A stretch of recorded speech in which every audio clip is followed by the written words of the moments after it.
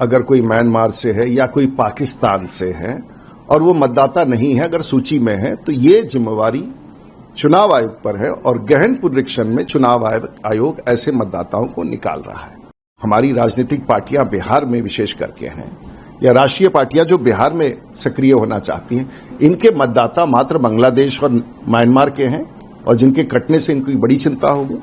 पता नहीं चुनाव आयोग जब हमें नोटिस भेजता है, और मेरे पास तो मेरे चुनाव में पुनरीक्षण का काम चल रहा है मेरे जिला में, हर दूसरे दिन 4 नोटिस आता है कि आप इस बैठक में आइए। तो एक तो नोटिस पढ़ना पड़ता है, फिर नोटिस समझना पड़ता है, फिर एक समझदार आदमी को उस बैठक में भेजना पड़ता है। अभी ये जिम्मेवारी बिहार के मतदाता सूची में अगर कोई बांग्लादेशी है, अगर कोई म्यांमार से है या कोई पाकिस्तान से है और वो मतदाता नहीं है, अगर सूची में है, तो ये जिम्मेवारी चुनाव आयोग पर है और गहन पुनरीक्षण में चुनाव आयोग ऐसे मतदाताओं को निकाल रहा है। तो मैं समझता हूं कि ये प्रक्रिया संवैधानिक है और इसमें आजकल राजनीतिक पार्टियों को बड़ा विरोध है।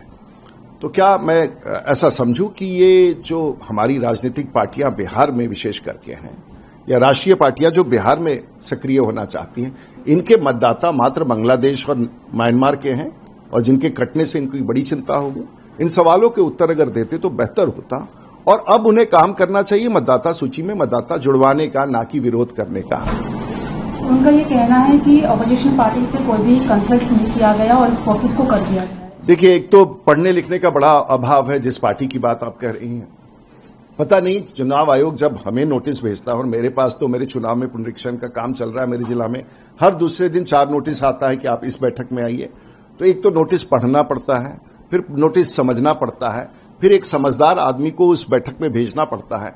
अब जो राजनीतिक पार्टी इसका अभाव रखता हो, उससे उम्मीद करना कि वो पार्टिसिपेट करेंगे, उनका तो मतदाता वही है जिसके बारे में चर्चा कर रहे हैं, वो कट रहा है, तो चिंता तो उनका होना ही चाहिए। सर, लगातार लॉ एंड ऑर्डर क्वेश्चन है बिहार में। देखिए, लॉ एंड ऑर्डर, विधि व्यवस्था और अपराध में थोड़ा सा फर्क है।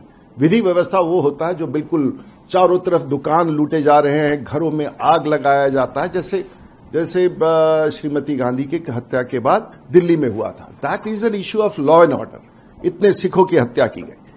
हमारे बिहार में इस तरह का कोई जातीय उन्माद और जातीय दंगा नहीं, व्यक्तिगत अपराध हो रहे हैं।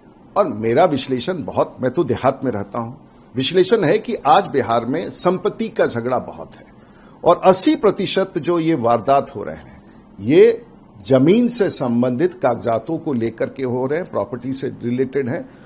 अच्छी बात यह है कि अपराध के बाद अपराधी पकड़ा भी जा रहा है, तथ्य प्रकाश में भी आ रहे हैं और ऐसे घटनाओं पर रोक लगाने के लिए बिहार सरकार ऐसे अपराधियों के खिलाफ कड़ी कार्रवाई कर रही है। आखिरी सवाल है, नीतीश कुमार ने प्रॉमिस करा है कि 1 करोड़ जॉब डिस्ट्रीब्यूट करेंगे बिहार में। प्रशांत किशोर कह रहे हैं 20 साल से क्या किया, 1 साल में अब आप कह रहे हो कि आप जॉब्स होंगे 1 करोड़ की। देखिए, जॉब क्रिएशन ओवरनाइट की गतिविधि नहीं होती है और बिहार में अगर कोई नजदीक से देखे, आज प्रशांत किशोर जी पूरे बिहार में इधर उधर भटक रहे हैं।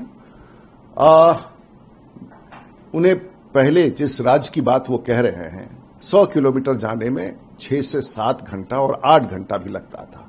आज तो राज्य के किसी कोने में आप 3 घंटा में, चाहे वो बॉर्डर पर जाना हो, नेपाल की बॉर्डर पर जाना हो, सिवान गोपालगंज जाना हो, जमुई चकई जाना हो, गया जाना हो, औरंगाबाद जाना हो, कहीं भी पूर्णिया 3 से 3.5 घंटा में बिहार में आप पहुंच सकते हैं।